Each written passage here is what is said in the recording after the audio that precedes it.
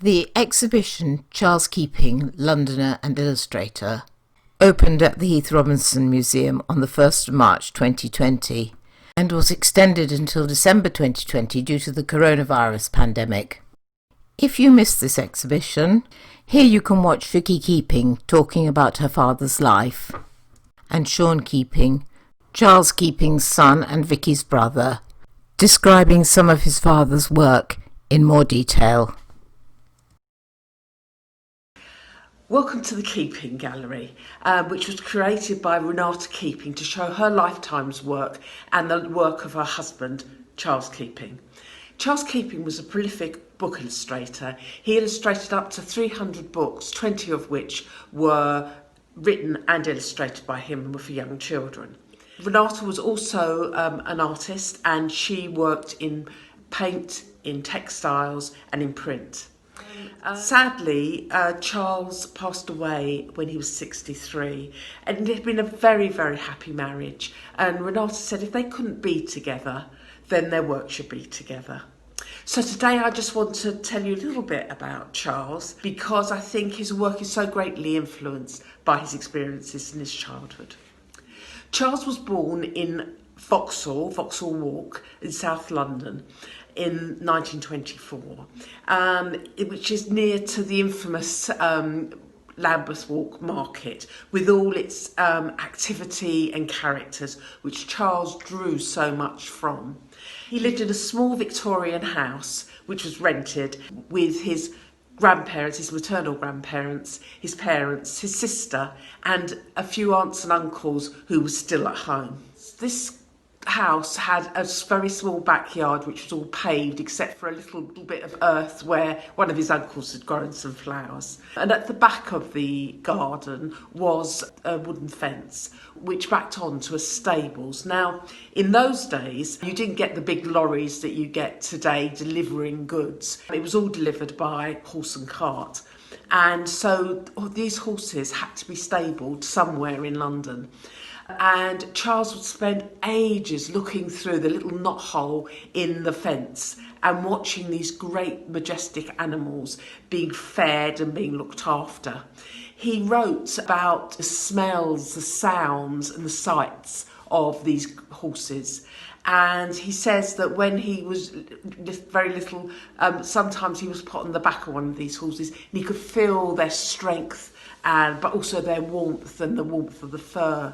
This memory kept very strong in Charles, and as you can see in lots of his work. He had a very happy childhood, and he spent a lot of time with his grandparents. His grandfather was a great storyteller and would tell him stories from all over the world, as he had been in the merchant navy and had sailed all over the world. But very sadly, that very happy childhood ended really when he was 10, when his father unexpectedly passed away. This was a great shock to Charles and his sister, especially as within the same 3 months his grandfather and his uncle passed away. With all good intentions, the extended family said, "Oh, you're the man of the house now," and this was a great responsibility for Charles at 10 years old. At the age of 13, Charles had to leave school as his mum couldn't afford to keep him on there any longer. His first job was for the print, and he would deliver printing paper on a horse and cart. He was all over the city of London with a man called Tom Cherry. Now, Tom Cherry was a big man with big features, and you see him in many of Charles's illustrations. He then went on to work for the Gas, Light and Coke Company. With them, he collected the pennies from the gas meters from homes all over North Kensington. At that time, North Kensington was a very poor area, and again, he met lots and lots of characters. As he went in to collect the money from the gas meters, there was lots of life going on in people's houses, which he experienced and used again later in his books. At the age of 18, he was called up for the war, for World War II. He joined the Royal Navy as a telegraphist. He was mostly in the North Atlantic, but also was on D-Day and lots of other things as well. This was a very difficult time, as it was for many, many people. You're away for lots of the time and don't know whether you're going to be killed, whether you're coming back, what's happening with your family. One of the hardest times was when he was coming into harbour one day. Somebody was following him down the stairs on the ship, and the ship lurched, and the sailor above him fell on him and badly gashed his forehead. Now, Charles has always been a very loved child, and he was so frightened by the other sailor's reaction as his face began to swell. He used to, in many of his portrayals of people like Frankenstein, that it always portray with a lot of sympathy. When Charles left the Navy, it was a very difficult time for him. He really desperately wanted to get into art college, but couldn't get into art college because he didn't have the qualifications and he had no post-13 education. He got very low and in the end had to spend some time in psychiatric hospital. Again, where he met loads of characters, but it was very good for him to take a step back, and he met a very eminent psychiatrist there who really supported him and could see that he could really do things if he was allowed to use his talent. Eventually he applied and he did get into art college and got a grant. At art college he studied drawing, he studied life drawing, which, as you know, and you will see in his work, he uses a lot. He also studied anatomy, which gave him such a good understanding of the human body and animals' bodies as well, but also of their movement. And he used that, and you'll see that time and time again in all his illustrations, that movement is so important and so key. He also studied lithography there, a type of printing, which again he used in some of his illustrations, but also some of his own work, where he recreated the stables of the 20s and the London stables. He also met Renata there, and they eventually got married and had 4 children and lots of animals, which he could then watch and be able to recreate in his illustrations. I'm going to hand you over to my brother now, Sean Keeping, so you can look at a few of his illustrations in greater depth. Hello, my name is Sean Keeping and I am Charles and Renata Keeping's son, and I would like to talk to you briefly today about Charles's work. Like many artists, Charles drew much of his inspiration from the experiences he had and the many colourful people he met in his early childhood and formative years in the streets, yards and markets of Lambeth. This wealth of material he used whether he was illustrating his own stories or those of other authors. Charles's approach was much more than drawing a static scene from a story, as this bored him. He believed that illustration should complement the narrative by creating a compelling image that added deeper layers to the story, that evoked an atmosphere that the text alone could not always convey. He also loved characters. In his early life, he had been a talented strip cartoonist working for the legendary Daily Herald. One of my favourite memories of my father was watching any political programme on the television, where he would always have great fun lampooning every aspect of the way a politician looked, spoke, or behaved. In his work, Charles was able to express any emotion, from anger and surprise to sadness and pomposity, often using people he had known and even family members, particularly his aunts and uncles, and often himself, but always with great affection. What was also unusual was Charles's ability to embody mood and emotion in everything from people, animals, and even an old building. This was a true gift. During his career, Charles experimented with a variety of media and techniques, constantly searching for new ways to depict these moods and emotions, but the quality of line, in addition to design and impact of the image on the page, was always paramount. The mood in Charles's work is sometimes so intense that his work has been described as dark or frightening. But in reality, he was a man of a great sense of humour and charm, and if you look carefully at his work, this can often be found. I would now like to explain how all these factors influenced Charles's work, using some of his illustrations as examples. This first picture is a lithograph of Schweppes stables in Vauxhall Walk, dated circa 1979. Charles's passion was working horses and had been so since he was a small boy. There is hardly a story he wrote or illustrated that does not include a horse, and his understanding of horses, their anatomy, their movement, their harness, and the vehicles they pulled was extraordinary. This picture is one of a series of lithographs from the 1970s and 80s, capturing memories of people, horses, places and buildings from his childhood. But all these pictures had never been intended for publication or sale. The Schweppes drinks factory, shown here as it had been in the 1920s and 30s, backed onto his childhood home in Vauxhall Walk, South London. Charles would often walk through the fence to visit the factory as a small boy, to see the horses, the men, and regularly be invited in for tea by the head hostler and his wife, Mr. and Mrs. Sears. In the foreground of the picture, you can see a young boy entitled Me, and to the right, by the factory entrance, a smiling Mr. and Mrs. Sears, dressed in their best attire. This picture is pure nostalgia for a long-lost London where the horses and people are depicted with great affection, and the building, with all its operating tackle, captured with a photographic memory.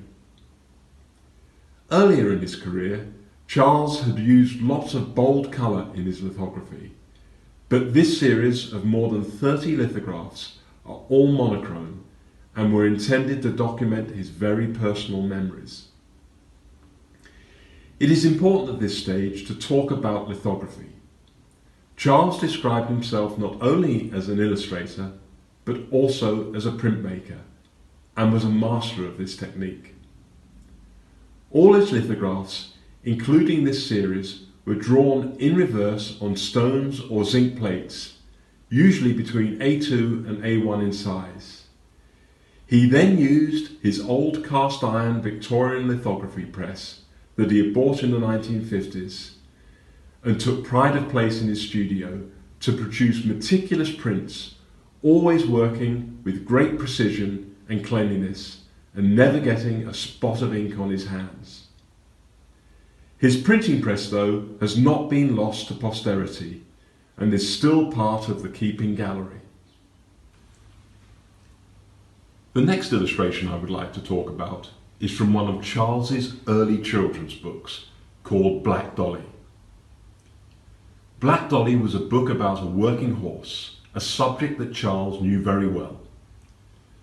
Dolly had been captured as a young pony from her idyllic life in the mountains, and at first loved and admired as a show horse, and when she became too old, was mistreated as a beast of burden, before finally being rescued to live again in the green meadows of retirement.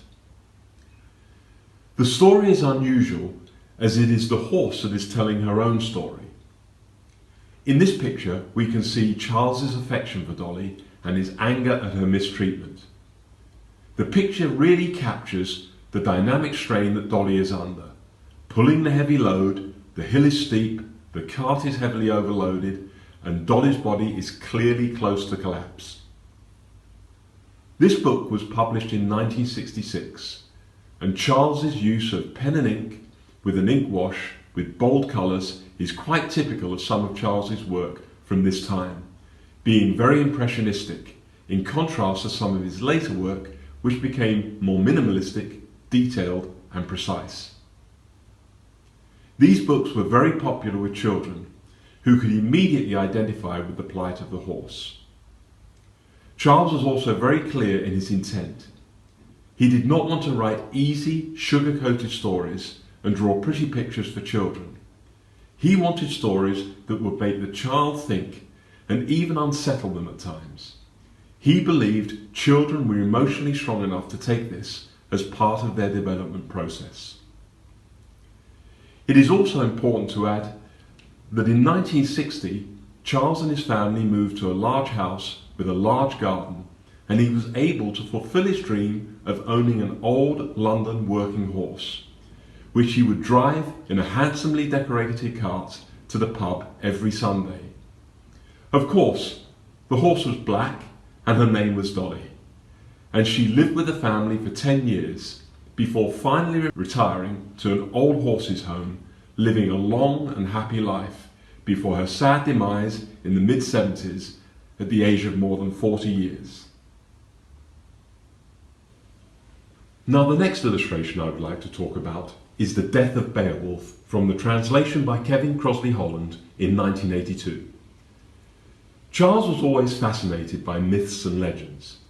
This emanated from what he believed were his distant family origins as country folk from the southwest of England, who believed in tales of mysterious happenings and the unexplained that played on the mind, as opposed to simple horror stories.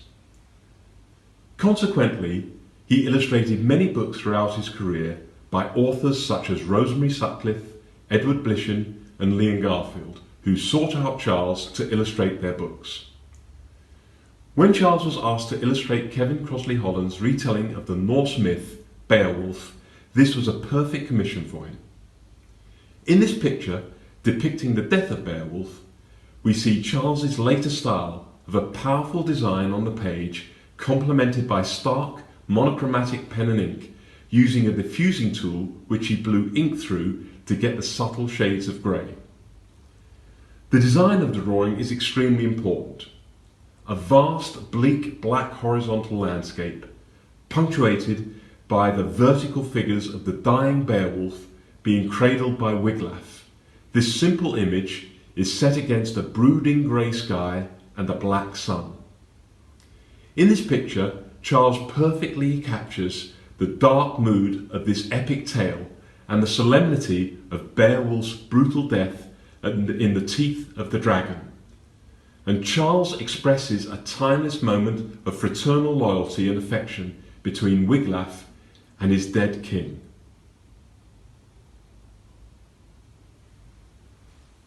Now I would like to talk about two illustrations Charles did for The Wedding Ghost by Leon Garfield in 1985. The first picture, Landscape with Church, has a lot of similarity to the Death of Beowulf previously. Charles manages to capture an eerie, brooding landscape, creating a sense of foreboding by using a combination of design, dramatic graphics and tone. Like the illustration from Beowulf, the design is dominated by a strong, flat, horizontal landscape punctuated by a ghostly vertical church, using the tones as if to suggest the church is illuminated by moonlight. The trees are black and bare as on a cold winter's day, creating a strong, menacing atmosphere. This is a landscape the viewer would be wary of entering. The second drawing is of the two brides. This is the image Jack, the bridegroom, sees of his bride-to-be at their wedding and the ghostly bride he has awoken. Charles perfectly captures the whirling confusion in Jack's mind as he stands at the altar with his real bride and the enchanting sleeping beauty Jack released in the mansion from more than 100 years of sleep. This confusion is perfectly captured by Charles's frenetic but tightly controlled use of pen and ink, morphing the two brides' faces and creating a rather disturbing image, capturing Jack's unsettling feeling as he realizes he must live with his real wife and a ghostly bride. Many people who read books illustrated by Charles have remarked that they were moved as much by his illustrations as they were by the story, and The Wedding Ghost is a good example of this. The final example of Charles's illustrations that I would like to talk about is Brought the Blood Tingling to Kate's Face from Nicholas Nickleby by Charles Dickens, 1985. Between 1978 and 1986, Charles took on the monumental task of illustrating all 16 of Charles Dickens's novels for the Folio Society. The task was made for Charles, as the London he had been born into was not that far removed from Dickens's London, and every Dickens story was full of larger-than-life characters, which Charles revelled in. Charles always did preparatory drawings for all his illustrations, and Dickens was no exception. Here we see an early pencil sketch. To refer to this as a sketch, though, is to underrate the quality of the draftsmanship. The wonderful quality and precision of the pencil line shows an artist at the height of his powers. We can also see Charles examining and developing every character. The final pen and ink drawing that appears in the book is not that far removed from the pencil sketch, but once again, Charles's attention to detail on the V design ensures all the attention is focused on Kate. Another point that is worth mentioning when looking at Charles's illustrations for the Dickens collection is his depiction of female characters. Charles was a huge admirer of Dickens and felt they had a lot in common. The only criticism Charles made of Dickens is that he thought that some of his female characters were not very strong. Charles tried to correct this by ensuring all the women he portrayed were strong characters in their own right, and this illustration exemplifies this perfectly. Thank you for listening to me, and I hope you get as much enjoyment out of looking at my father's illustrations as he had creating them.